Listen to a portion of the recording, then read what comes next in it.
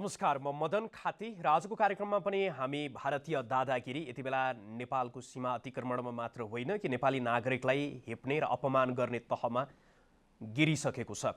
उनीहरूको हस्तक्षेप सीमा क्षेत्रमा त अनवरत रूपमा उनीहरूले हस्तक्षेप गर्ने, अतिक्रमण गर्ने, आफ्ना सेनालाई जबरजस्ती नेपाली भूमिमा राख्ने काम त गरिराखेका छन्। पछिल्लो समय यो भारतीय राज्यले गरिराखेको र उनीहरूले औपचारिक रूपमा गरिराखेको कदम भयो। तर त्यहाँको हुन त ती भारतका मिडियाहरूले पनि पछिल्लो समय नेपाली जनताको अपमान मात्र होइन, नेपाली नागरिक जो भारतमा आफ्नो श्रम बेचिराखेका छन् अथवा श्रम बेच्दै गरिराखेका छन् उनीहरूको पनि अपमान गर्ने हिसाबले लगातार आफ्ना खबरहरू सम्प्रेषण गरिराखेका छन्।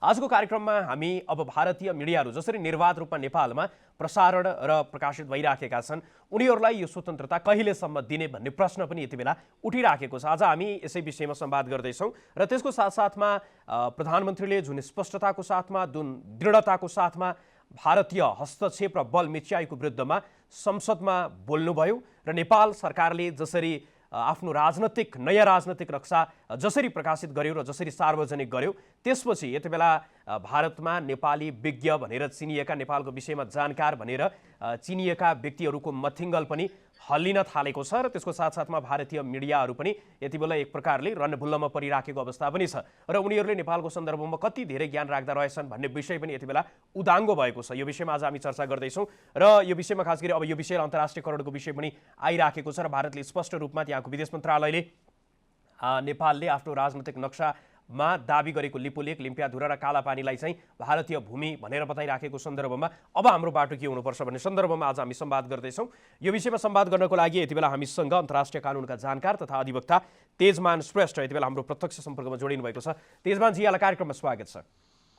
नमस्ते, धन्यवाद मदनजी। अब यहाँबाट मैले जान्न चाहिराखेको अहिले जसरी कुराहरू आइराखेका छ कि नेपालको सन्दर्भमा नेपालले पनि आफ्नो नयाँ राजनैतिक नक्सा सार्वजनिक गरिसकेपछि जुन तहको बहस चलिराखेको छ यसलाई चाहिँ अब थप अन्तर्राष्ट्रियकरण गर्दै नेपालको भूमि नेपालमा ल्याउनको लागि गर्नुपर्ने प्रयासहरू के छ, यो विषयमा जानकारी गराइदिनुहोस् न। धन्यवाद मदनजी प्रश्नको लागि। गएको सोमबार नेपाल सरकारको मन्त्री परिषदले जुन भारतद्वारा अतिक्रमित क्षेत्रहरूलाई समेटेर नयाँ नक्सा जारी गर्ने निर्णय गर्यो र हिजो मात्रै बुधबार मात्रै त्यो नक्सा सार्वजनिक भएको छ। तपाईँको प्रश्न यसलाई अन्तर्राष्ट्रियकरण गर्न के गर्नुपर्छ भन्ने छ। तर अन्तर्राष्ट्रियकरण मात्रै रामबाण होइन, तथापि तपाईँको प्रश्नमा म केन्द्रित हुन चाहेँ। खास गरी अन्तर्राष्ट्रियकरण भन्नाले यहाँको मनसाय आइसिजे जोड्न खोज्नु भएको हुनसक्छ। युएनको जुडिसियरी विङ छ, न्यायिक अङ्ग छ संयुक्त राष्ट्रसङ्घको अन्तर्राष्ट्रिय न्यायालय। यसमा मुद्दा लग्न जम्मा जम्मी 4वटा उपाय हुन्छ। हेर्नुहोस्, एउटा एडभाइजरी ओपिनियन हो, त्यो चाहिँ युएनकोहरू, सेक्युरिटी काउन्सिल अथवा जनरल एसेम्ब्लीले त्यो मुद्दालाई आइसिजेमा पठाउन सक्छन्। जस्तो प्यालेस्टाइनको वरिपरि 2004-05 तिर इजरायलले पर्खाल लगायो। त्यो कम्पाउन्ड लगाउँदाखेरि त्यहाँको मान्छेहरूको खानेपानी अनि खाद्यान्नमा आवत जावतमा समस्या आयो भनेर युएनको रिकमेन्डेसनमा आइसिजेमा त्यो मुद्दा लग्यो र आइसिजेले यो त्यहाँका मानिसहरूको, प्यालेस्टिनी नागरिकहरूको चाहिँ खाद्य अधिकार, आवत जावतको अधिकार, पानीको अधिकारले चाहिँ हनन गर्यो। यो पर्खाल निर्माण नगर भनेर उसले चाहिँ रोक्न भन्यो। तर त्यो एडभाइजरी जुनको बाइन्डिङ फोर्स हुँदैन, त्यसलाई कार्यान्वयन गर्न समस्या हुन्छ। त्यो मात्र एडभाइजरी हो। त्यस्तै दोस्रो, अब यो पहिलो एउटा विकल्प नेपालले युएन गुहारेर त्यसरी एउटा लान सक्छ, एउटा आधार त्यो हो। दोस्रो आधार नेपाल र भारत बिचमा संयुक्त रूपमा एउटा कम्प्रोमाइज भन्छ, एउटा दुईटा बिचमा स्पेसल एग्रिमेन्ट, विशेष सम्झौता गरेर नेपाल र भारतले यो सीमाको विवाद चाहिँ लान सक्छ। आइसिजेमा लिखित रूपमा स्पष्ट रूपमा कानुनी समस्या मात्रै ल्याउन सकिन्छ, पोलिटिकल अथवा इस्यु ल्याउन सकिन्न। त्यो लिखित रूप कानुनी समस्या हुनुपर्छ। यसलाई कानुनी समस्याको रूपमा मान्न सकिन्छ। नेपाल र भारतको बिचमा सीमामा जुन त्यो जग्गाको केही भारतले 2018 सालदेखि भारतले त्यहाँ आफ्नो चाहिँ आर्मी राखेर नेपालको अकुपेन्सीमा समस्या उत्पन्न गरेको छ। त्योभन्दा नेपालको त्यहाँ अकुपेन्सी थियो, नेपालले एडमिनिस्ट्रेट गरिरहेको थियो, नेपालको स्थानीय प्रशासन थियो। त्यसपछि हामी चुकिराखेका छौँ। या त हाम्रो तत्कालीन शासनले आफ्नो शासनलाई वैधता प्रदान गर्न इन्डियासँग त्यो उसले कम्प्रोमाइज गर्यो, या उसले पनि इन्डियालाई त्यहाँबाट पठाउन सकेन।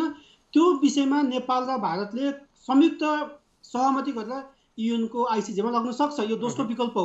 अब योमा पनि इन्डिया त्यति लिबरल भएर त्यति सहज जान नसक्ला, तर योमा अब तपाईँले देखे बाटो चाहिँ के हो त? आजको दिनमा जस्तो भारतले स्पष्ट रूपमा के भनिसके अवस्था आजको दिनमा देखिन्छ भने उनीहरूले चाहिँ नेपालको भूमि जसरी नेपालले दाबी गरिराखेको छ, भारतीय अतिक्रमण त्यहाँबाट हट्नु पर्यो भनिराखेको छ, यो कुरालाई मान्यता नदिइराखेको र उनीहरूले चाहिँ नेपालको नयाँ राजनैतिक नक्सालाई चाहिँ भारतीय सार्वभौमसत्ता माथि चाहिँ हस्तक्षेपको रूपमा लिइराखेको अवस्था छ। यस्तो अवस्थामा अबको बाटो चाहिँ के हुनुपर्छ? संक्षेपमा बुदागत रूपमा बताइदिनुहोस् न।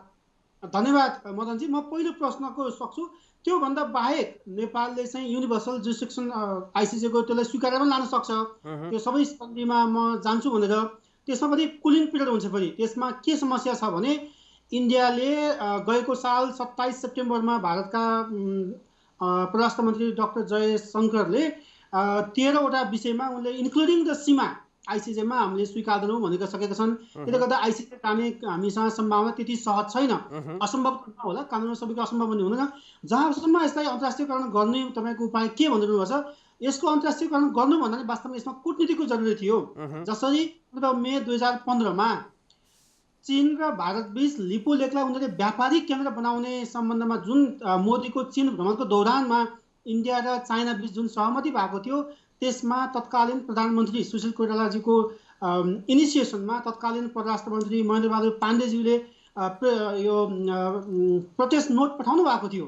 हो त्यस खाले लगातारको कूटनीति मात्र यसको सही समाधानको उपाय हो। यसलाई फगत अन्तर्राष्ट्रियकरण गर्नु भनेको काइन्ड अफ यो चाहिँ उग्र राष्ट्रवाद। कूटनीतिक प्रयासको सन्दर्भमा त उनीहरूले स्पष्ट शब्दमा भनिसकेको अवस्था छ कि आजको दिनमा पनि भारतको स्ट्यान्ड हेर्दाखेरि चाहिँ सीमाको विषयमा थप बहस विवाद नगर्ने र यो विषयमा चाहिँ नेपालसँग कुनै पनि प्रकारको संवाद हुन नसक्ने कोडबाट चाहिँ उनीहरूका तर्कहरू दलिलहरू आइराखेको अवस्था छ। यस्तो अवस्थामा त अब नेपालले के त युद्धमा जान सक्ने, अब त्यो एउटा विकल्पको रूपमा त्यो पनि आजको दिनमा त्यति उचित विकल्प जस्तो देखिँदैन। अर्को कुरा भनेको कूटनीतिक समाधान भारतले अब त्यो पहल अथवा वार्ता गर्नको लागि अस्वीकार गरिराखेको अवस्था। अर्को विकल्प भनेको अन्तर्राष्ट्रियकरण, त्यो पनि कठिन छ भने अब गर्ने के त? होइन, तपाईँको डिप्लोमेसीमा कहिले पनि नो भन्ने हुँदैन। हेर्नुहोस्, निरन्तर जसरी 1971मा बङ्गलादेश जन्मियो, बङ्गलादेश र भारतको लामो सीमा विवाद थियो। हेर्नुहोस्, त्यो सीमा विवाद निरन्तर रूपमा उनीहरूले गरेको सीमा विवाद अहिले आएर 2 वर्ष अगाडि, करिब 2 वर्ष अगाडि मात्रै त्यो सम्भव भयो। उनीहरूले भारत र बङ्गलादेश बीच त्यो सीमा विवाद सम्भव थियो सुल्झाउन भनेर पुष्टि भइसक्यो। त्यस्तै गरी केही भूपरिवेष्टित मुलुकहरूले समुद्रसम्मको पहुँच नपाएको विषयमा आइसिजेमा गएर समाधान पाएका पनि उपायहरू छन्। त्यसको लागि मात्र के हो भने हाम्रो कूटनीति अहिले जुन सुस्त गतिमा गएको छ, यो पर्याप्त छैन। यसले नेपालभित्र रहेका थिङ्क ट्याङ्कहरू अथवा नेपालभित्र बाहिर गएर बसेका नेपाललाई माया गर्ने नेपाली मूलका थिङ्क ट्याङ्कलाई पनि पहिचान गर्नु पर्यो। त्रिभुवन विश्वविद्यालय छ, त्रिभुवन विश्वविद्यालयमा अन्तर्राष्ट्रिय विभाग छ। त्यस्तै गरी नेपाल ल क्याम्पस छ, केन्द्रीय कानुन विभाग छ। त्यो बाहेक अन्य पनि कानुनका कर्मीहरू छन्। उनीहरूलाई के गर्न सम्भव हुन्छ भनेर सरकारले यो बेलामा उनीहरूको चाहिँ विज्ञताको परिचालन गर्नु पर्यो। हाम्रा केही विज्ञ साथीहरू अथवा अग्रजहरूले यसको गलत नै व्याख्या गर्नु भएको छ कि यसलाई आइसिजे गयो भने यसको उपाय आउँछ, अथवा चाहिँ यो नेपाल भारतको पिस ट्रिटीले चाहिँ यसलाई चाहिँ सुगौली सन्धि खारिज गर्यो भनेर यो चाहिँ अफवाह फैलाउनु भएको छ, जुन गलत हो। तपाईँले यसलाई अन्तर्राष्ट्रियकरण गरिरहने भन्दाखेरि यसको कूटनीतिको कहिले पनि विकल्प अथवा कूटनीतिको विकल्प कूटनीति नै हो। हेर्नुहोस्, अब इन्डियाले स्पष्ट शब्दमा यो नेपालको ल्यान्ड नेपाललाई फिर्ता गर्छौँ भनेर त्यति सहजबाट उसले कहिले पनि भन्दैन, किनभने लिपु लेकको स्ट्राटेजिक इम्पोर्टेन्स छ, यसको रणनीतिक महत्त्व छ। यो रणनीतिक महत्त्वलाई स्वीकार गरेर नै उसले त्यहाँ आफ्नो सेनाहरू 2018 सालदेखि फिर्ता गरेको छैन। यसलाई अन्तर्राष्ट्रियकरण गर्नु त सम्भव छ। युएनका फोरमहरूमा हामी उठाउन सक्छौँ, नसक्ने होइन। युएनका फोरममा उठाउन सक्छौँ, हामीसँग साथ पनि हामीले यसलाई अझ सशक्त बनाउन सक्छौँ।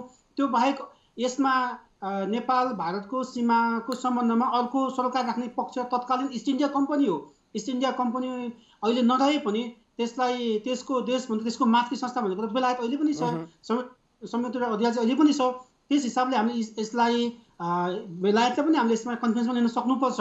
कूटनीतिको विकल्प कूटनीति नै हो। कूटनीति बेगर योमा समाधान हुनु सम्भव हुनै सक्छ, सम्भवै छैन। नेपाल सरकारले अब यो पोलिटिकल म्याप, आफ्नो एडमिनिस्ट्रेटिभ म्याप उसले जारी गर्यो, यो सराहनीय हो। तर यति सराहनीय काम गर्दैमा नेपालले आफ्नो चाहिँ सम्पूर्ण कामहरू पुरा गरेको भन्न मिल्दैन। यसलाई म के देखिरहेको छु भने वर्तमान यो चाहिँ क्राइसिस, हेल्थ क्राइसिसलाई डाइभर्ट गर्न कतै सरकार यसमा उद्यत भएको त होइन भनेर अलिकति हामी सचेत पनि हुनुपर्छ। अन्तर्राष्ट्रियकरण गर्ने भनेर आइसिजेमा लाने यसको एकमात्र विकल्प होइन। युएनको अन्य हस्, फोरममा यहाँले आफ्नो नै महत्त्वपूर्ण समय हामीलाई उपलब्ध गराइदिनु र पछिल्लो समय यो विषयलाई चाहिँ अन्तर्राष्ट्रियकरण गर्नको लागि कतिको सहज छ छैन भन्ने विषयमा पनि जानकारी गराइदिनु भयो। यहाँको महत्त्वपूर्ण समय र संवादको लागि धन्यवाद। उहाँ हुनुहुन्थ्यो तेजमान श्रेष्ठ, अन्तर्राष्ट्रिय कानुनका जानकार पनि हुनुहुन्छ, अधिवक्ता हुनुहुन्छ र उहाँसँग हामीले आजको दिनमा नेपाल माथि भारतीय मिडियादेखि लिएर भारतीय सरकारी पक्षले पनि जुन हेय व्यवहार देखाइराखेको छ, यो दृष्टिकोणले हेर्ने, नेपालीहरूको अपमान गर्ने, नेपाली राज्यको अपमान गर्ने, हाम्रो अस्तित्वमाथि नै प्रश्न खडा गर्ने जुन तरिकाले उहाँ त्यहाँबाट चाहिँ खबरहरू सम्प्रेषित भइराखेको अथवा सरकारले पनि त्यो प्रकारको व्यवहार गरिराख्दाखेरि अब नेपालले के गर्नुपर्छ, नेपालले चाहिँ यो मुद्दालाई कसरी अगाडि बढाउनुपर्छ भन्ने सन्दर्भमा चाहिँ अगाडि बढ्नुको आजको दिनमा विकल्प छैन। र यहाँहरूलाई हामी यो विषयमा जति बेला लिपुलेक, कालापानी, लिम्पियाधुराको सन्दर्भमा त्यहाँका खास गरी रक्षा मन्त्री राजनाथ सिंहले नै जसरी बाटोको उद्घाटन गरे त्यसपछि नै यहाँहरूलाई हामी यो विषयमा लगातार जानकारी गराइराखेका छौँ र त्यसपछि विकसित घटनाक्रमको विषयमा पनि जानकारी गराइराखेका छौँ। त्यो मात्र होइन, जति बेला भारत र चीन बीच व्यापारिक मार्ग खोल्ने सम्बन्धमा चाहिँ सहमति भइसकेपछि र भारतले आफ्नो नयाँ राजनैतिक नक्सा सार्वजनिक गर्दै अहिले सडक निर्माण र सडक मात्रै होइन त्यो क्षेत्रमा अन्य धेरै पूर्वाधारहरू पनि निर्माण भएको भन्ने कुराहरू आइराखेका छ। यस सन्दर्भमा पनि यहाँहरूलाई हामी लगातार खबरदारी र जानकारी गराइराखेका थियौँ र पछिल्लो समय जुन तरिकाले घटनाक्रमहरू विकसित भइराखेका छन् र यो सन्दर्भमा चाहिँ अब हाम्रो बाटो के हुनुपर्छ भन्ने सन्दर्भमा यहाँहरूलाई हामी जानकारी गराउने प्रयत्न गरिराखेका छौँ। पछिल्लो समय सबैभन्दा महत्त्वपूर्ण कुरा त भारतीय सञ्चार माध्यम चाहिँ जसरी उग्र रूपमा नेपालीहरूको अपमानमा उद्धत भइराखेका छन् त्यस विषयमा पनि त्यो प्रकृतिका सामग्री एउटा सार्वभौम सत्ता सम्पन्न देशमा स्वतन्त्र रूपमा प्रसारण गर्न दिने कि नदिने भन्ने प्रश्न पनि आइराखेको छ। जसरी नेपाली यो बारम्बार उठ्ने प्रश्न पनि हो कि नेपाली पुस्तकहरू भारतमा सहज तरिकाले जान नसक्ने, नेपाली मिडियाहरू भारतमा सहज तरिकाले जान नसक्ने सन्दर्भमा चाहिँ त्यहाँका मिडिया, त्यहाँका पुस्तकहरूदेखि लिएर अन्य धेरै जसरी चाहिँ नेपाललाई उनीहरूले हेप्ने खालको अथवा नेपालीहरूको अपमान गर्ने खालका चाहिँ सामग्री सहज तरिकाले नेपालमा उपलब्ध गराउने वातावरणको चाहिँ बन्द गर्नुपर्छ भन्ने कोणबाट पनि पछिल्लो समय कुरा उठिराखेको छ। यो विषयमा पनि यहाँहरूलाई हामीले जानकारी गराउने प्रयत्न गरिराखेका छौँ र नेपालको सन्दर्भमा खास गरी विभिन्न सञ्चार माध्यमका समाचारहरूदेखि लिएर सूचना सम्प्रेषण त्यो कतिको न्यायिक छ कि छैन अथवा त्यसले पत्रकारको आचार संहिताको उल्लङ्घन गरेका छ कि छैन भन्ने सन्दर्भमा प्रेस काउन्सिल नेपालले नै त्यसको अनुगमन गर्दै आइराखेको छ र अन्तर्राष्ट्रिय मिडियाहरूको हकमा चाहिँ के छ त आजको दिनमा यो विषयमा चाहिँ यहाँहरूलाई हामी जानकारी गराउने प्रयत्न गरिराखेका छौँ र यस सन्दर्भमा हामी कुराकानी गर्ने प्रयत्न गरिराखेका छौँ। सिलसिलाबद्ध रूपमा यहाँहरूलाई जानकारी गराउनु पर्दा नेपाल र भारत बीचको सीमा विवादको कुरा यो आजको विषय मात्र होइन, पछिल्लो समय जसरी यसले गति लिइराखेको छ र प्रधानमन्त्री स्वयंले पनि यो विषयमा अब यसलाई सेलाउन दिने छैन भनेर बताइराख्नु भएको छ। तर यो चाहिँ आजको विषयभन्दा पनि धेरै अगाडिदेखि नै भारतीय सेनाको नेपालमा उपस्थिति, त्यसपछि नेपाली भूमिमा उनीहरूको अतिक्रमणको कुरा बारम्बार उठ्ने गरेको छ र भारतीय सेनाको उपस्थिति त जति बेला नेपाली कङ्ग्रेसका नेता मातृका प्रसाद कोइराला यो देशका प्रधानमन्त्री थिए त्यति बेला चाहिँ भारतीय सेनाहरूलाई नेपालमा भित्राइयो र भित्राइसकेपछि उनीहरूको उपस्थिति नेपाल र चीन बीचको सीमामा रह्यो र उनीहरूलाई फर्काउनको लागि 2000 झन्डै त्यति बेला आएको सेना मातृका प्रसाद कोइराला प्रधानमन्त्री हुँदाखेरि आएको सेना प्रतिनिधि विष्ट प्रधानमन्त्री भएको बेलामा यहाँबाट फिर्ता पठाइएको थियो र त्यति बेला फिर्ता पठाइए पनि जुन भारत र चीन बीच युद्ध हुँदा अथवा सन् 1962मा जति बेला युद्ध भयो त्यति बेला जबरजस्ती रूपमा नेपालको जानकारी बिना नै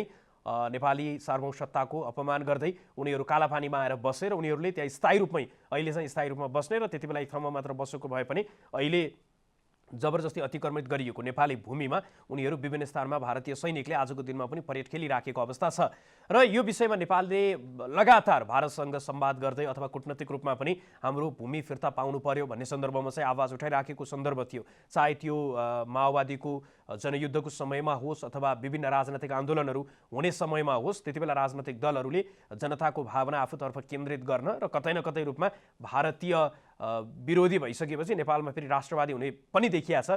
त्यो कुराले गर्दाखेरि पनि उनीहरू त्यतातर्फ उद्धत भइराखेको सन्दर्भ थियो। तर यो सीमाको विषय भनेको यो राष्ट्रवादसँग प्रत्यक्ष जोडिएको विषय पनि हो, यो भारत विरोधी कुरा भन्दा पनि नेपालको पक्षमा बोल्ने कुरा पनि रहेको छ र यस विषयमा चाहिँ यहाँहरूलाई हामी जानकारी गराउने प्रयत्न गरिराखेका छौँ र विभिन्न आन्दोलनहरूमा पनि यो विषय उठिराख्यो र अन्ततः केपी शर्मा ओली प्रधानमन्त्री भएको समयमा चाहिँ नेपालको नयाँ राजनैतिक नक्सा जसरी आजको दिनमा प्रकाशित भएको छ यसले एक प्रकारको तरङ्ग नेपालमा मात्र होइन भारतमा पनि भारतको राजनीतिलाई त्यहाँका कूटनीतिज्ञहरूलाई नेपालको विषयमा जानकार भनिएका व्यक्तिहरू भारतको सञ्चार माध्यम पनि यति बेला तरङ्गित भइराखेको अवस्था छ र उनीहरूले यसलाई 2-3 कोणबाट चाहिँ हेरिराखेको सन्दर्भ चाहिँ पछिल्लो समय देखिएको छ। एउटा कुरा त नेपालले यत्रो दिनसम्म विभिन्न राजनैतिक दलहरूले मौसमी राजनीतिको अथवा राष्ट्रवादको कुरामा चाहिँ बेला बेला उठाउने र भारतसँग चाहिँ यो विषयमा जति बेला औपचारिक रूपमा यी कुराहरू राख्नुपर्ने हुन्छ त्यति बेला नराखिराखेको सन्दर्भमा चाहिँ यो पनि त्यस्तै फासफुस भएर गइहाल्छ भन्ने चाहिँ उनीहरूको मनोविज्ञान चाहिँ यो पटक पनि देखिया थियो।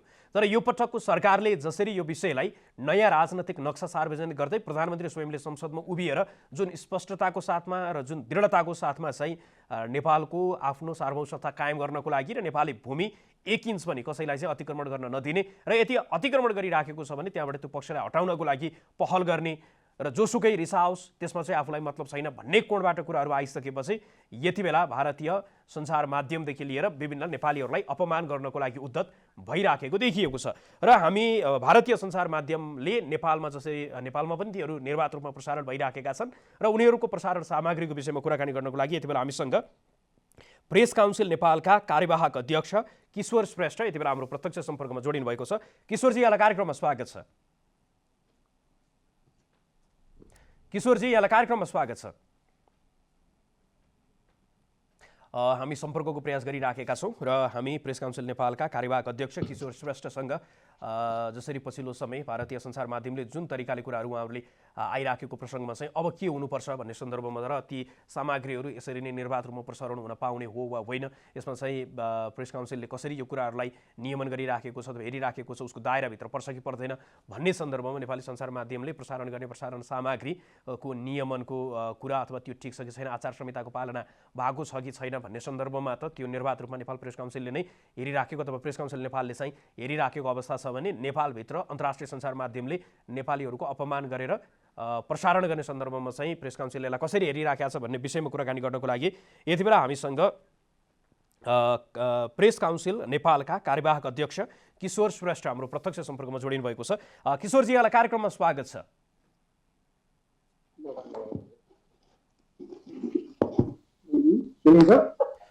किशोरजी, हामीलाई सुन्दै हुनुहुन्छ तपाईँ?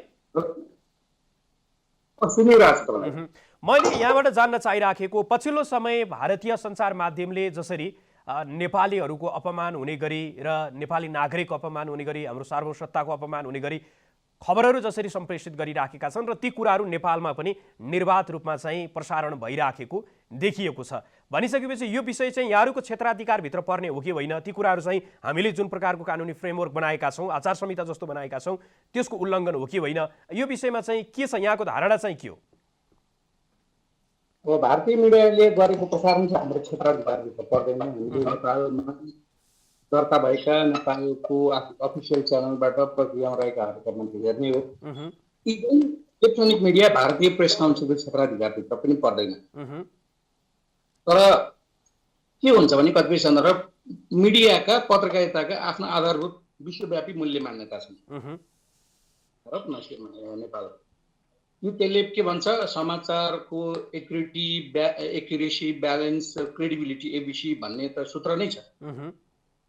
त्यो जस्तो सुकै अवस्थामा संसारको जुनसुकै मुलुकले पनि एकपक्षीय रूपमा समाचार प्रसारण गर्न पाइँदैन, राख्नुपर्छ र त्यो सन्तुलित तथ्यपरक हुनुपर्छ। तर अहिले के भयो भने यो भारतबाट हामीले एउटा कुरामा सिक्नुपर्ने हुन्छ कि राष्ट्रियताको मामलामा उनीहरू मिडिया मात्रै होइन, राजनीतिक दल, जनता पनि एक ठाउँ अहिले मनिषा कोइरालाले उहाँले आफ्नो करियर सुरु गर्नुभएको इन्डियामै हो। उहाँले कुरालाई लिएर पनि निर्लज्जतापूर्वक उहाँमाथि यो ऊ नभनिकन सबै मिडिया खुनिएका छन्। यसो मतलब कि उनीहरू इतिहास हेर्दैनन्, तथ्य हेर्दैनन्, प्रमाण हेर्दैनन्, तत्कालको आवश्यकता, लाइक्स, भ्युअर्स, टिआरपी बढाउने कुरा मात्र ध्यान दिन्छन्। उनीहरूलाई देशको संवेदना, छिमेकीको सार्वभौम सत्ता, छिमेक सम्बन्धको कुनै पनि मतलब हुँदैन। व्यवसायिक निष्ठा, प्रतिबद्धता, इमान भन्ने कुरा पनि देखिन्न। यो हाम्रो मिडियाले पनि अलि सिक्न खोज्दैछ नकारात्मक।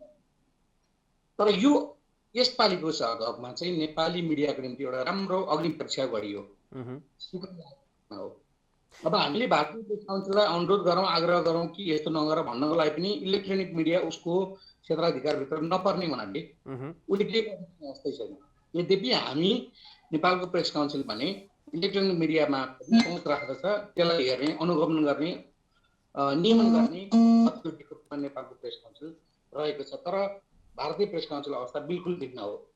त्यसैले हामीले अहिलेको अवस्थामा नागरिक खबरदारी, मिडियाको सामाजिक उत्तरदायित्व, देशप्रतिको कर्तव्यलाई पनि हामी सबैले बन्द गर्नुपर्ने अवस्था चाहिँ झन् टड्का रूपमा देखा परेको छ। किनभने देश दुखिएको धेरै वर्षदेखि यो नयाँ घटना होइन। र आफ्नो देश नै रहेन भने मिडियाको वा मिडियाकर्मी इन्डिभिजुअल रहनु कुनै अर्थ पनि हुँदैन। त्यसैले पहिला देश भन्ने कुरालाई आफ्नो स्थितिमा राखौँ, मनमुटु, त्यसपछि बाँकी कुरा हो तफसिलको कुरा हुन्। अब यहाँबाट मैले जान्न चाहिराखेको, यहाँले पनि भनिराख्नु भएको छ कि आजको दिनमा भारतीयहरूले अथवा भारतीय मिडियाले चाहिँ जसरी आम नागरिक, नेपाली नागरिकको, हाम्रो सार्वभौमसत्ताको र भारतमा कर्म गरी कर्मभूमि बनाएका नेपाली नागरिकलाई पनि जसरी अपमान गरिराखेको छ, त्यो कुरा चाहिँ हामीले नेपालमा निर्वाध रूपमा त्यो प्रसारण गर्न दिने कि नदिने भन्ने प्रश्न पनि पछिल्लो समय उठिराखेको छ। त्यसमा चाहिँ यहाँको धारणा के हो? हामीले त्यो पत्रकारिताको आचार संहिताभन्दा विपरीत गएर आफ्नै त्यो अपमान भइराखेको कुरा चाहिँ सुनिदिनु पर्ने, हेरिदिनु पर्ने, त्यो बाध्यता चाहिँ कहिले अन्त्य हुन्छ जस्तो लाग्छ? पत्रकारको हरेकले पालन गर्नुपर्छ। पत्रकार भारतको लागि भन्ने कुरो हुँदैन।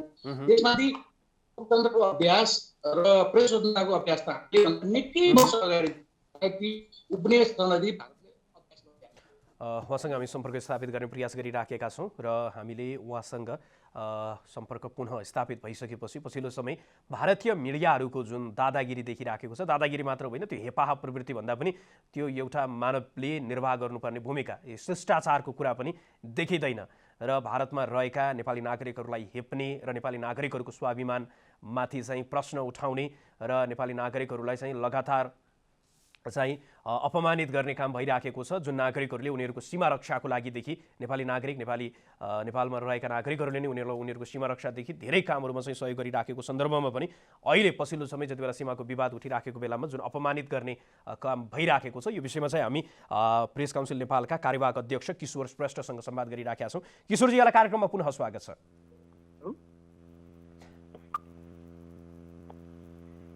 किशोरजीलाई कार्यक्रममा पुनः स्वागत छ। धन्यवाद।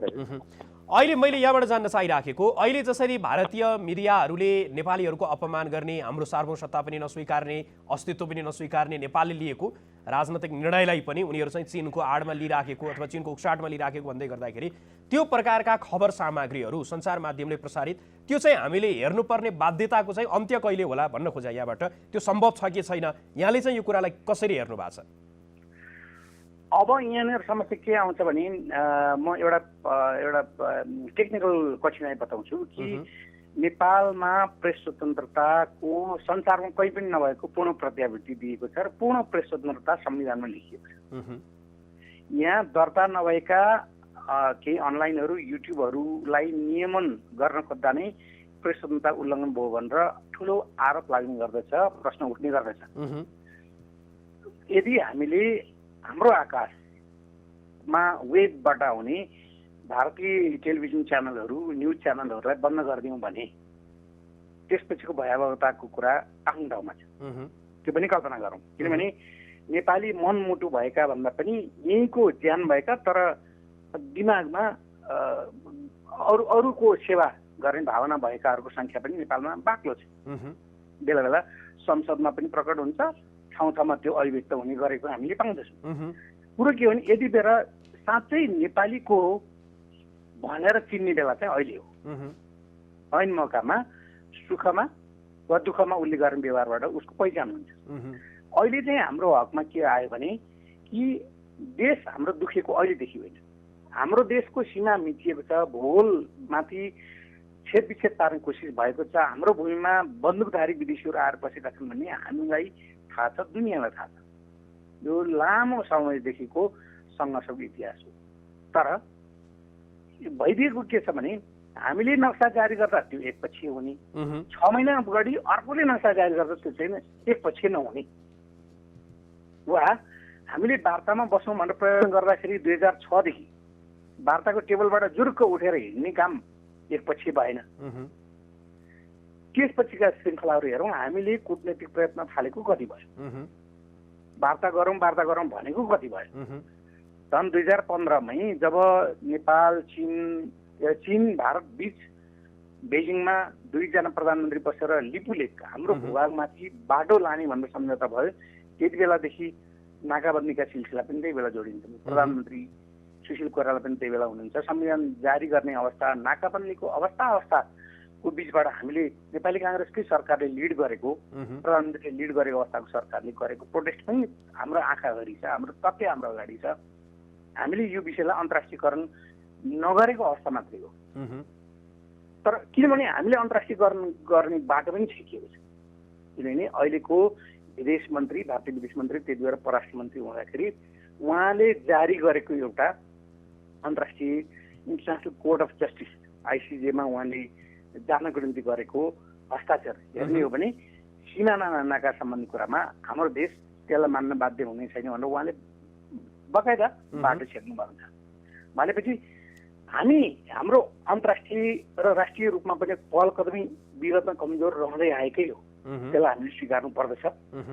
तर सँगसँगै ढिलो भयो भन्ने नाममा सधैँको निम्ति आफ्नो साथ ठेगाना मिचिएको कुरा सही हुँदैन। दाजुभाइको अंश बन्न हुँदाखेरि त 1 इन्च जमिन यताउति पर्यो भने कत्रो चित्त दुखाएर झगडा हुन्छ, मध्यस्थ गर्दा आमालाई बुवालाई वा छिमेकीलाई राखिन्छ, दाजुभाइ बोलाइन्छ भने यस्तो अवस्थामा देशको सिमाना मिचिएको जस्तो कुरो। भक्तपुर जत्रो 3वटा ठुला जिल्लाहरू एउटा सानो देशको 3टा जिल्ला लगेर एउटा छिमेकीले कप निलेको अवस्थामा त्यसलाई चुपचाप सहेर बस्नु भनेको आफ्नो आमामाथि, आफ्नो जन्मदातामाथिको घात हो। त्यो कुनै पनि छोराले सही हुनु, किनभने हाम्रो पुर्खाले गएर चाहिँ देहरादुनदेखि लिएर अहिलेको उत्तराखण्ड भनेको प्रदेश नालापानी किल्लासम्म गएर आफ्नो झन्डा गाडेको होइन।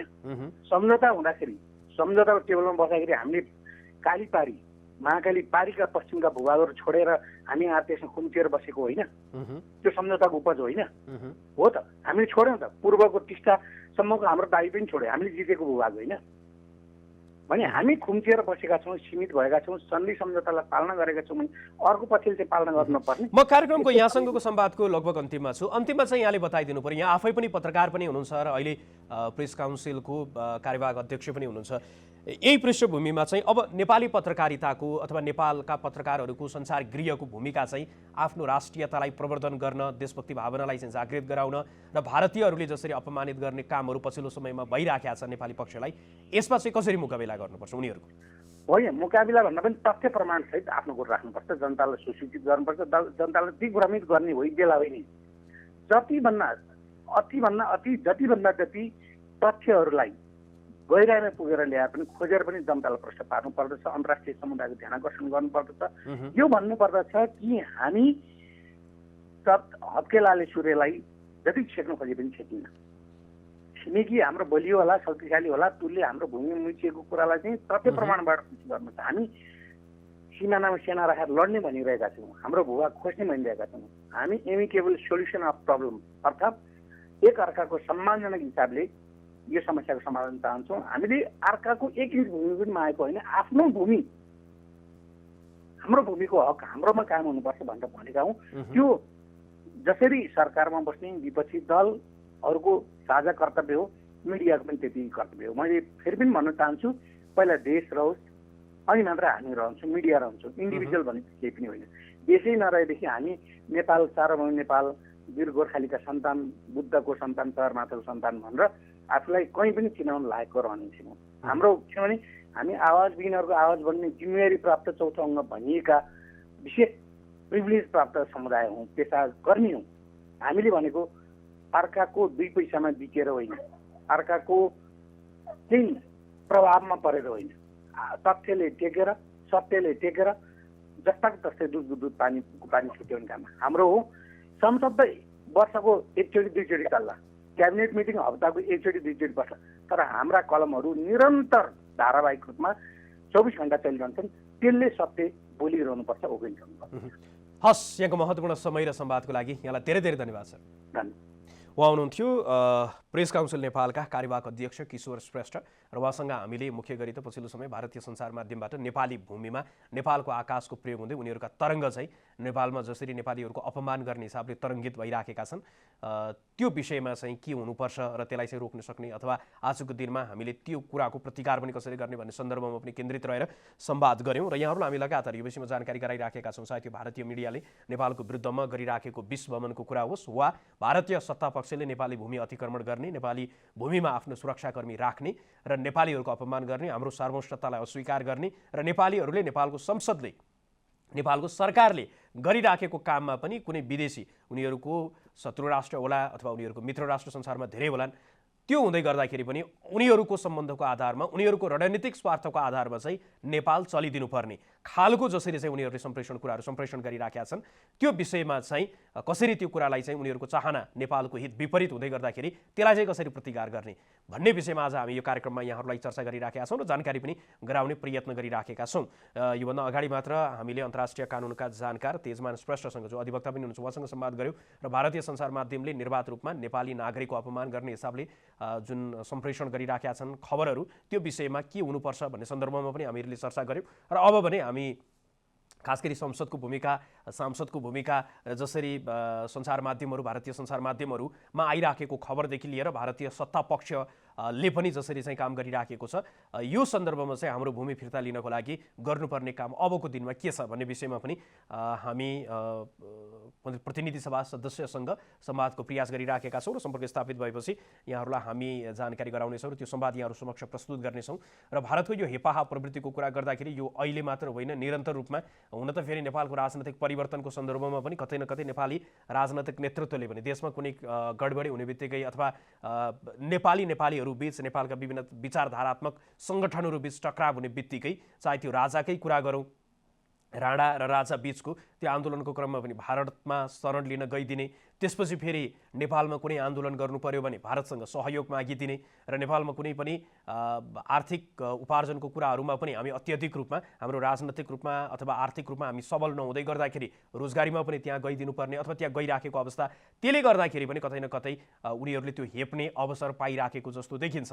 यसलाई चाहिँ अन्त्य गर्नको लागि, दीर्घकालीन रूपमा अन्त्य गर्नको लागि त हामीले देशलाई आत्मनिर्भरतातर्फ उन्मुख बनाउँदै कुनै पनि कुरामा भारतसँग चाहिँ निर्भर नहुने र अन्तर्निर्भरताको अवस्था जति बेला उनीहरूको केही आवश्यकताको लागि उनीहरू नेपालतर्फ र नेपालको केही आवश्यकताको लागि हामी चाहिँ भारततर्फ त्यो अन्तर्निर्भरको अवस्था हुँदै गर्दाखेरि त सम्बन्ध पनि त्यही अनुसारको सन्तुलित होला। तर आजको दिनमा एकाध रूपमा चाहिँ नेपाल मात्रै उतातर्फ आश्रित हुँदै गर्दाखेरि उनीहरूको प्रत्येक रणनीतिक स्वार्थमा पनि हामी सहभागी भइदिनुपर्ने अथवा उनीहरूको अनुचित खालको माग पनि सम्बोधन गरिदिनुपर्ने यो खालको कुराहरू पनि आइराखेका छन्। यस सन्दर्भमा चाहिँ पछिल्लो समय सरकारले जसरी कदमहरू चालिराखेको छ र जुन तरिकाले सञ्चार माध्यमदेखि भारतीय सत्ता पक्ष र नेपालको विषयमा जानकारहरूको पनि मथिङ्गल हल्लिराखेको अवस्था छ, नेपालको सरकारले र प्रधानमन्त्रीले गरिराखेका पछिल्लो निर्णय र सरकारले पनि गरिराखेको संसदमा पनि यो कुरामा जसरी चाहिँ बहस भयो, यो विषयले पनि एक प्रकारले चाहिँ हाम्रो राष्ट्रियतालाई पुनर्तागजी गर्नको लागि निकै ठुलो मद्दत पुर्याइराखेको छ। यो विषयमा यहाँहरूलाई हामी निरन्तर जानकारी गराइराखेका छौँ र यसै विषयमा कुराकानी गर्नको लागि यति बेला हामीसँग प्रतिनिधि सभा सदस्य मोहन बानिया हाम्रो प्रत्यक्ष सम्पर्कमा जोडिनु भएको छ र उहाँसँग हामी सम्पर्क स्थापित गर्ने प्रयासमा रहेका छौँ। मोहनजी, यहाँलाई कार्यक्रममा स्वागत छ। हामी सम्पर्क स्थापित गर्ने प्रयास गरिराखेका छौँ र सम्पर्क स्थापित भइसकेपछि त्यो विषयमा यहाँहरूलाई हामी जानकारी गराउनेछौँ। मोहनजी, यहाँलाई कार्यक्रममा स्वागत छ। धन्यवाद। अब सरकारले खास गरी यहाँहरूकै पार्टीको नेतृत्वमा रहेको सरकारले जसरी पछिल्लो समय चाहिँ राष्ट्र र राष्ट्रियताको पक्षमा चाहिँ भारतको जुन अतिक्रमण र हेपाहा प्रवृत्तिको विरुद्धमा जसरी उभिराखेको छ नेपाल सरकार, यति हुँदाहुँदै पनि भारतीय पक्ष भने नेपाल सरकारले राजनैतिक नक्सा सार्वजनिक गर्दाखेरि त्यसलाई पनि अस्वीकार गरिराखेको हाम्रो भूमिमा जुन उनीहरू अतिक्रमित गरेर अथवा अतिक्रमण गरेर बसिराखेका छन् त्यो चाहिँ आफ्नै भूमि हो र त्यस विषयमा चाहिँ थप संवाद र छलफलको अवस्था चाहिँ नहुने भन्ने कोणबाट चाहिँ कुराहरू आइराखेका छ। यहाँको भनाइ चाहिँ के छ, अब कसरी बढ्नुपर्छ अगाडि? यो वास्तवमा 1816 मा इस्ट इन्डिया कम्पनी र नेपालको बीच जतिखेर सुगौली सन्धि भयो त्यतिखेरदेखिको यो त्यही राखेको विवाद त्यसपछि गएर 1952 तत्कालीन प्रधानमन्त्री मातृका प्रसाद कोइराला हुनुहुन्थ्यो नेपालमा।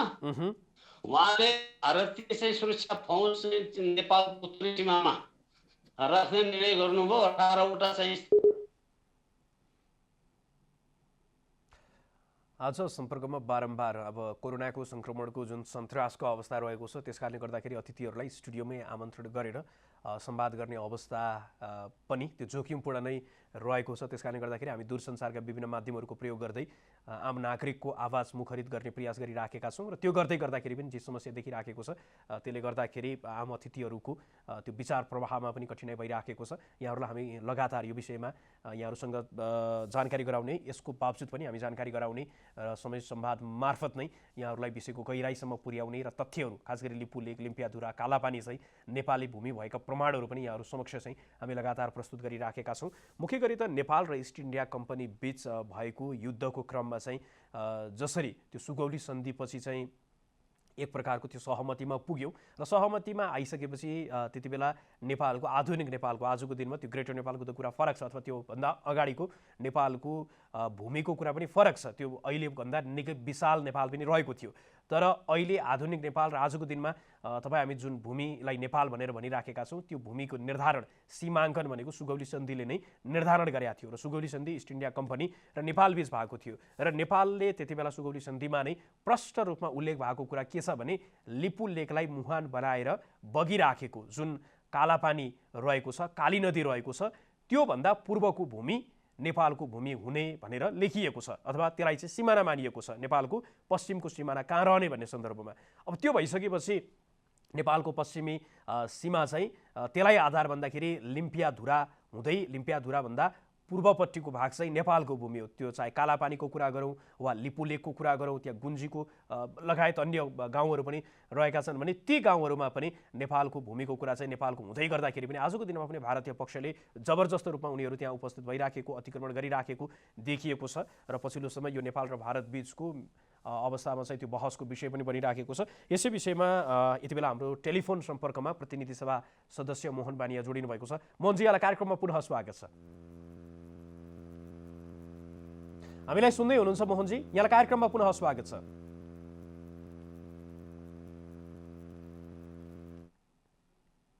उहाँसँग सम्पर्क स्थापित भएको छैन र उहाँले अगाडि जुन रूपमा समय उपलब्ध गराइदिनु भयो त्यसको लागि उहाँलाई धेरै धेरै धन्यवाद। हामी अन्य कार्यक्रममा उहाँसँग पुनः सम्पर्क स्थापित गर्नेछौँ र उहाँसँग स्टुडियोमै पनि पुनः संवाद गर्नेछौँ र उहाँको समय र संवादको लागि उहाँलाई म फेरि पनि धन्यवाद दिन चाहन्छु। अब हामी अर्को अतिथितर्फ यहाँहरूलाई प्रवेश गराउँदैछौँ अथवा अर्को अतिथिसँग संवाद गर्दैछौँ। यो पछिल्लो समयमा राजनीतिको कुराकानी गर्दाखेरि पनि नेपाल र भारत बीचको यो सीमा विवादको कुरा चाहिँ त्यो सीमा सँगसँगै राजनीति र भू राजनीतिको कुरा पनि त्यसमा प्रत्यक्ष जोडिएर आइराखेको छ। चीन र भारत बीचको त्यो वैमनस्यताको अथवा 1962मा उनीहरू जसरी चाहिँ त्यो युद्ध भयो उनीहरू बीच, भारत र चीन बीच, त्यसपछि चाहिँ जुन प्रकारको वैमनस्यताको अवस्था चाहिँ रहेको छ त्यसले गर्दाखेरि पनि नेपालको भूमि त्यसको बाजनमा पनि परिराखेको अवस्था पनि छ। किनकि कालापानीमा उनीहरू जुन स्थानमा बसिराखेका छन् अथवा लिपुलेकै कुराकानी गर्दाखेरि पनि त्यो रणनीतिक रूपमा निकै महत्त्वपूर्ण भूभाग रहेको, त्यहाँ चाहिँ जुन स्थानमा आजको दिनमा भारतीय सुरक्षाकर्मीहरू रहेका छन् त्यो सुरक्षाकर्मीहरू रहेको स्थानबाट चाहिँ चिनियातर्फको गतिविधिहरूलाई सजिलै निहाल्न सकिने, त्यसकारणले गर्दाखेरि उनीहरू सहज रूपमा त्यहाँबाट फर्किएर जानको लागि आनाकानी गरिराखेको भन्ने कुरा चाहिँ आइराखेको छ। र यो प्रकारको चाहिँ जुन प्रकारको टसल देखिराखेको छ नेपाली, खास गरी नेपाली भन्दा पनि चीन र भारत बीच, त्यसले गर्दाखेरि पनि नेपाली भूमि त्यो अतिक्रमणमा परिराखेको र रणनीतिक रूपमा महत्त्व रहेको भूमि चाहिँ उनीहरूले अतिक्रमण गर्ने, कुनै समयमा उनीहरू मिल्दा पनि नेपालको सार्वभौमसत्ता चाहिँ जोखिममा पर्ने अवस्था, त्यो अवस्था चाहिँ 2072 सालपछि 2072 सालको भूकम्पपछि जसरी चाहिँ भारत र चीन बीच व्यापारिक मार्गको रूपमा अहिले जुन सडक निर्माण भइराखेको छ त्यसलाई चाहिँ प्रयोग गर्ने भन्ने सन्दर्भमा चाहिँ जुन सहमति भयो त्यो कुराले त्यतातर्फ सङ्केत गर्छ भने अर्कोतर्फ उनीहरू बीच जुन प्रतिस्पर्धाको स्थिति रहेको छ अथवा एक अर्कालाई चाहिँ पछार्ने उछिन्ने जुन क्रम रहेको छ त्यसले गर्दाखेरि पनि नेपालको सार्वभौमसत्ता चाहिँ जोखिममा पर्ने, त्यसकारणले गर्दाखेरि दुवै देशलाई कसरी सन्तुलनमा राखेर अगाडि बढ्न सकिन्छ भन्नेतर्फ पनि नेपालले चाहिँ आफूलाई केन्द्रित गर्नुपर्ने अवस्था छ। र यसै विषयमा कुराकानी गर्नको लागि यति बेला राजनीति शास्त्री दीपक गजुरेल हाम्रो प्रत्यक्ष सम्पर्कमा जोडिनु भएको छ। दीपकजी, यहाँलाई कार्यक्रममा स्वागत छ। धन्यवाद। अहिले जसरी यो सीमाको विवाद पछिल्लो समय भारतीय मिडिया हुँदै नेपालको सन्दर्भमा पनि जुन जुन कुराहरू पछिल्लो समय आइराखेको छ र चीनतर्फ चाहिँ अधिकांश भारतका नेपालको बारेमा जानकारी राखेका भन्ने बुद्धिजीवीदेखि लिएर अन्य व्यक्तिहरूको पनि जुन कुराहरू आइराखेका छ यसलाई चाहिँ यहाँले कसरी हेर्नु भएको छ? धन्यवाद मदनजी। यसमा दुई तीनवटा बाटो छ जस्तो लाग्छ मलाई। एउटा बाटो प्राविधिक भयो, प्राविधिक भएको ऐतिहासिक दस्तावेजहरू, प्रमाणहरू जुन हाम्रो नेपाल आफ्नो प्रमाण इतिहासको बेला बेलायतको बेला प्रमाण, त्यसपछि द्विपक्षीय दस्तावेजहरू, यी विभिन्न प्राविधिक पक्षहरू भए। त्यसको आधारमा नेपालको भूभाग हो त्यो भन्ने मत सकत त्यो हाम्रो हो। त्यसको लागि हामीले प्रयास गर्नुपर्छ, गरेका छ। एउटा पाटो। दोस्रो पाटो भनेको तपाईँको कूटनीतिक मैले देखेको। कूटनीतिक पाटोमा चाहिँ कस्तो हुन्छ भने यदि हामीलाई छिमेकीबाट सीमा सम्बन्धी नोक्सान भएको छ भने हामीले कूटनीतिक मार्ग अपनाउनुपर्छ। त्यहाँ फेरि हामी कमजोर छौँ, बलियासँग त कुरा गर्नु पर्यो भन्नु खोज्यो भन्ने अर्थ नराख। संसारको जुनसुकै देशमा पनि हामी यदि विश्वकै महाशक्ति राष्ट्र भएको भए पनि अर्को देशसँग विवाद हुँदा पहिलो उपाय भनेको कूटनीतिक मार्ग।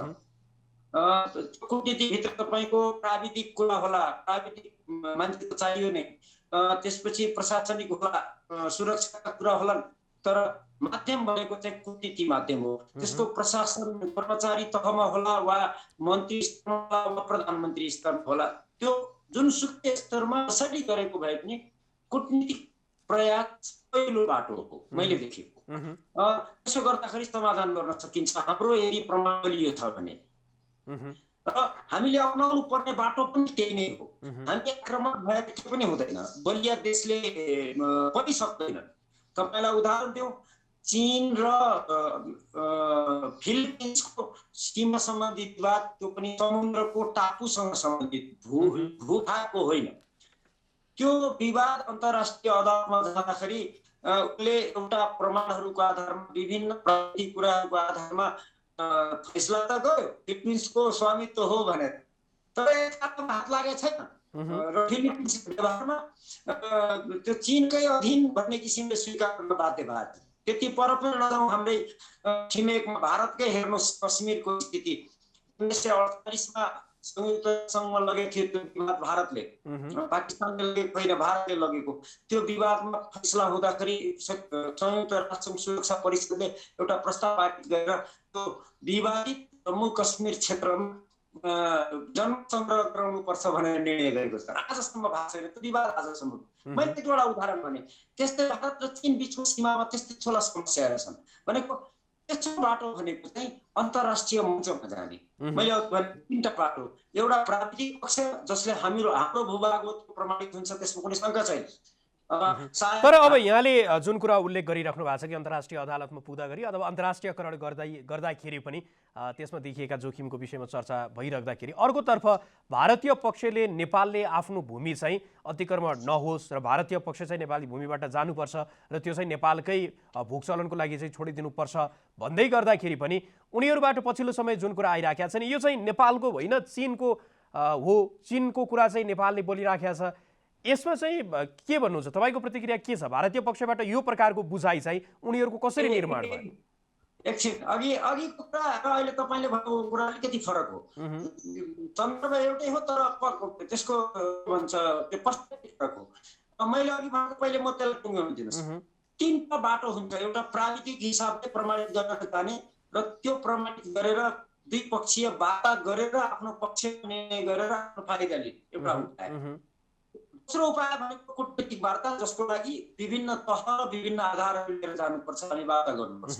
अनि ध्रुवजी, यहाँसँगको संवादको क्रममा चाहिँ यहाँको आवाज हामीले प्रष्टसँग बुझ्न सकिराखेका छैनौँ। त्यस कारणले गर्दाखेरि जुन माध्यमबाट तपाईँ र म अहिले संवाद गरिराखेका छौँ यो माध्यमको परिवर्तनको लागि म प्राविधिक साथीहरूलाई आग्रह गर्न चाहेँ र हामी प्रष्टसँग उहाँको आवाज मात्र भए पनि आम नागरिकसम्म पुर्याइदिनको लागि त्यो पहल भइराखेको छ र सम्पर्क पुनर्स्थापित भइसकेपछि उहाँसँगको यो संवादको क्रममा उहाँको आवाज यहाँहरू समक्ष आवाज मार्फत चाहिँ हामी संवाद गर्नेछौँ र आजको दिनमा यो समस्याको सम्बोधनको लागि चाहिँ कसरी अगाडि बढ्न सकिन्छ र हाम्रो भूमिलाई कसरी चाहिँ फिर्ता लिन सकिन्छ भन्ने सन्दर्भमा विभिन्न कोणबाट कुराहरू उठिराखेका छ। यो समयमा नेपालमै भएका अन्तर्राष्ट्रिय कानुनका जानकारहरू, त्यस्तै गरी नेपालको सीमाको क्षेत्रमा जानकार रहेका व्यक्तित्वहरू, त्यस्तै गरी नेपालको भूगोलको विषयमा जानकार रहेका व्यक्तिहरू अथवा जानकार मात्र होइन त्यो विषयमा विज्ञ व्यक्तित्वहरू नै सँग पनि हामीले यहाँहरूलाई लगातार परिचित गराइराखेका छौँ, उहाँहरूको संवाद यहाँहरू समक्ष प्रस्तुत गरिराखेका छौँ र नेपालको सन्दर्भमा त्यो भूमि नेपालको हो भन्ने आधार प्रमाण चाहिँ यहाँहरू समक्ष प्रस्तुत गरिराखेका छौँ। र अहिले जसरी नेपालले आफ्नो नयाँ राजनैतिक नक्सा सार्वजनिक गरेको छ यो पनि आम नेपाली नागरिकहरूको एउटा दबावको स्वरूप नै सरकारले पनि यो कामको नेतृत्व लिन त्यो बाध्य पनि भएको छ। यति बेला दीपकजीसँग पुनः सम्पर्क स्थापित भइसकेको छ। यहाँलाई कार्यक्रममा पुनः स्वागत छ। धन्यवाद मदन। मेरो आवाज यहाँले प्रश्न सुनिराख्नु भएको छ अहिले? अहिले चाहिँ छ, अघि त्यति राम्रो प्रश्न थिएन, पछि काटियो नै। ठिक छ, भन्नुहोस्। ठिक छ, अब मैले यहाँबाट जान्न चाहिराखेको चाहिँ जसरी अगाडि यहाँको धेरै कुरा प्रश्नसँग बुझिएन, अब चाहिँ यो चीनको सन्दर्भमा लिएर नेपालीहरूले अहिले पछिल्लो समय भारतसँग हाम्रो भूमि चाहिँ हामीलाई चाहियो भनेर भन्दै गर्दाखेरि चाहिँ भारतीय पक्षबाट त्यो चाहे सञ्चार माध्यम मार्फत होस् अथवा भारतमा रहेका नेपालको विषयमा जानेका भनेर त्यहाँका टेलिभिजनहरूमा पत्र पत्रिकामा लेख्ने व्यक्तित्वहरू हुन्, उनीहरूको बुझाइमा चाहिँ यो चाहिँ नेपालको आफ्नै भन्दा पनि यो चाहिँ चीनको कुरा चाहिँ उसले बोलिराखेको छ। यो प्रकारको बुझाइ चाहिँ उनीहरूको मस्तिष्कमा कसरी पस्न गयो? यो यस्तो छ, हेर्नुहोस्, अघि हाम्रो लाइन काटिनुभन्दा अगाडि हामीले भिडियो मार्फत कुरा गर्दाखेरि दुई तीनवटा कुरो गऱ्यो। एउटा प्रमाणको कुरो, अर्को कूटनीतिको कुरो र अर्को अन्तर्राष्ट्रियकरणको कुरा। अन्तर्राष्ट्रियकरण हामी जानु हुँदैन भन्ने मेरो मान्यता हो। किन भन्ने कुरा व्याख्यामा नजाउँ, तपाईँको एयर टाइम नहोला। अन्तर्राष्ट्रियकरणमा हामी जानु हुँदैन एउटा कुरा। प्राविधिक रूपमा हामी सम्पूर्ण प्रमाणहरू लिएर तयार भएर बस्नुपर्छ, त्यो ठोस चिजहरू हो, एउटा पाटो। मुख्य काम हामीले कूटनीतिक रूपमा जानुपर्छ। यो तीनटा उपायको कुरा भयो। अब तपाईँले गर्नुभएको कुरा चाहिँ जियो पोलिटिकल कुरा हो। यो चाहिँ कस्तो हुन्छ भने राजनीति देशभित्र होस् वा विश्व सम्बन्धमा होस्, दुईटा देश बिचको सम्बन्धमा होस्, राजनीति सिधा बाटोमा हिँड्दैन। बाहिर हामी जे देख्छौँ यथार्थमा त्यो हुन्न, पर्दा पछाडि अर्थकै हुन्छ।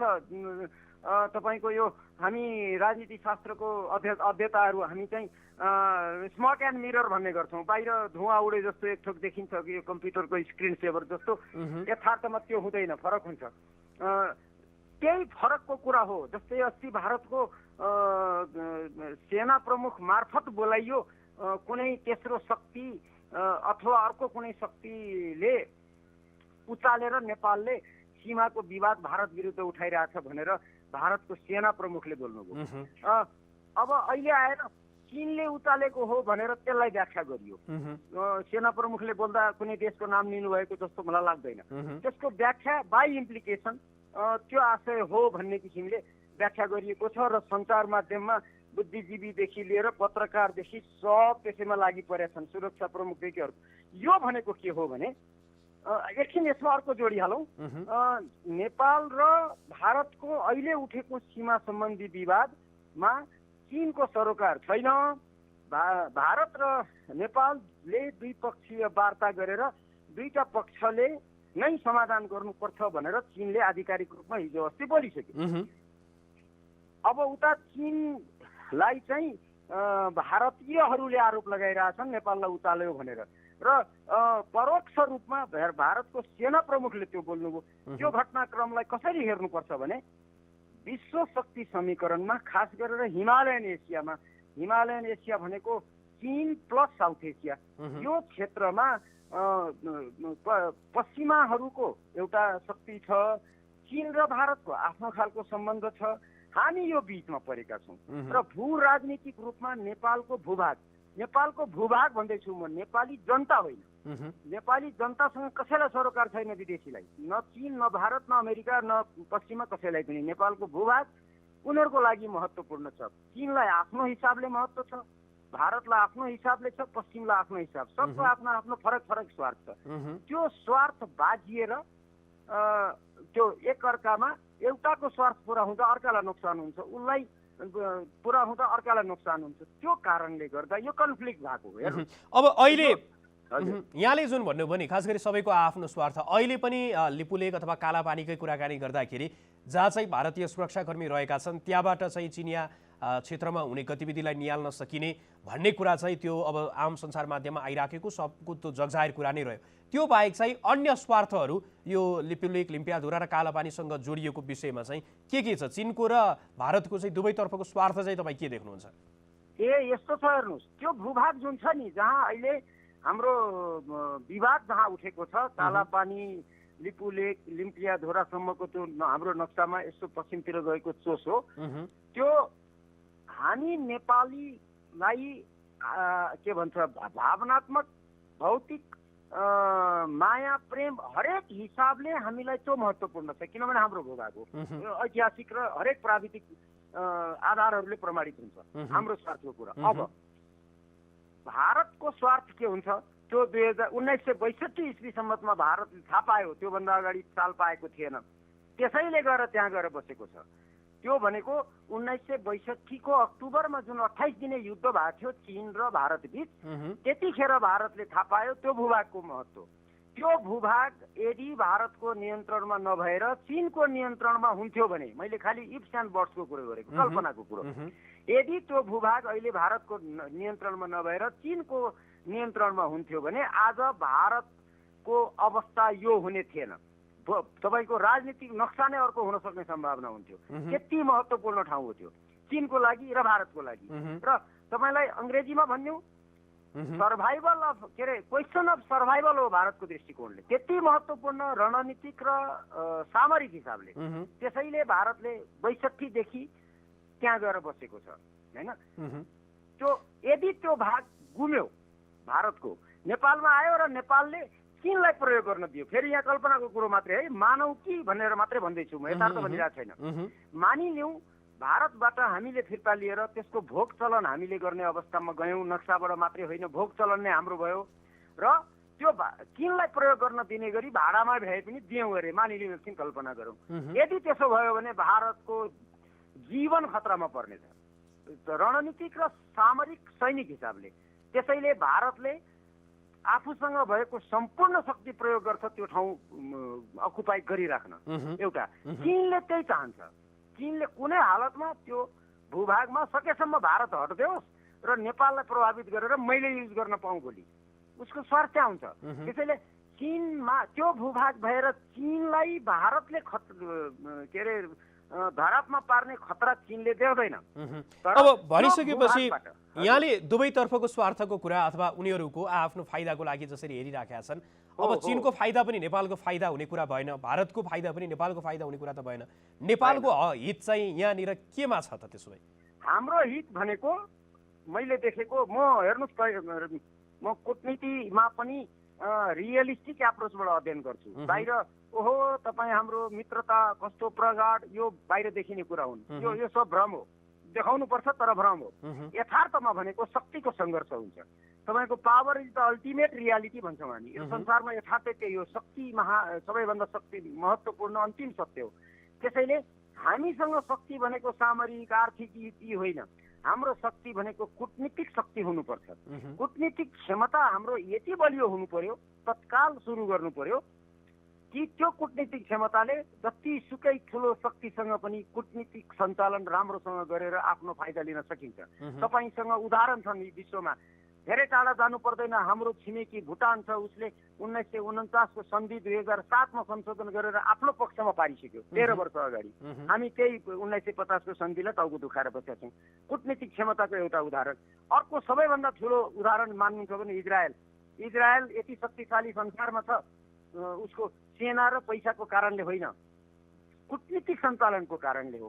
त्यो शैलीको कूटनीतिक क्षमता हामीले विकास गर्न सक्यौँ र तत्काल त्यो प्रयोग गर्न सक्यौँ भने हामीले धेरै समय लाग्दैन, केही महिना वा केही वर्ष 1-2 वर्षभित्रमा हामीले त्यो जग्गामा भोग चलन भनेको फिर्ता ल्याउने कुरो होइन, जग्गा त्यो हाम्रो थियो, हाम्रो हो, हाम्रो रहनेछ। खालि हाम्रो भोग चलन मात्रै नभएको हामीले भोग चलनमा लान सक्छौँ कूटनीतिक माध्यमबाट मात्र। शक्ति अरू शक्ति प्रयोग गर्यो भने हामीलाई त्यसले बुमर्याङ हुन सक्छ। अब बाँकी रह्यो कूटनीतिक क्षमता हामीसँग छ कि छैन, सरकारमा बस्नेसँग छ कि छैन, म अहिले भन्न सक्दिनँ। अहिले अर्को कुरामा भनौँला, नेपालभित्र त्यति क्षमता कूटनीतिको भएका, त्यति ज्ञान भएको विशेषज्ञहरू उपलब्ध छन्, त्यो पहिचान हुनु पर्यो। म जान्दछु, मलाई यो काम गर्न देऊ भनेर त्यो एउटा साँचो अर्थको विशेषज्ञ चाकरी गर्न जागिर खानलाई जाँदैन। सरकार राज्यले आफ्नो नागरिक को छ, कुन विषयको विशेषज्ञ त्यो पहिचान गर्न सक्नु पर्यो। ताई लगाएर हुनेवाला छैन, त्यो एउटा ख्याल गर्नु पर्यो। यदि त्यसले पनि पुग्दैन भने अन्तर्राष्ट्रिय रूपमा विशेषज्ञहरू हायर गर्न सकिन्छ पैसा तिरेर, र कूटनीति सञ्चालन दरोसँग गर्न सकिन्छ। त्यसैले क्षमता छ, हामीले त्यो क्षमता प्रयोग गर्न सक्छौँ र भारतसँग कूटनीतिक माध्यमबाट चातुर्य प्रयोग गरेर ल्याउन सक्छौँ।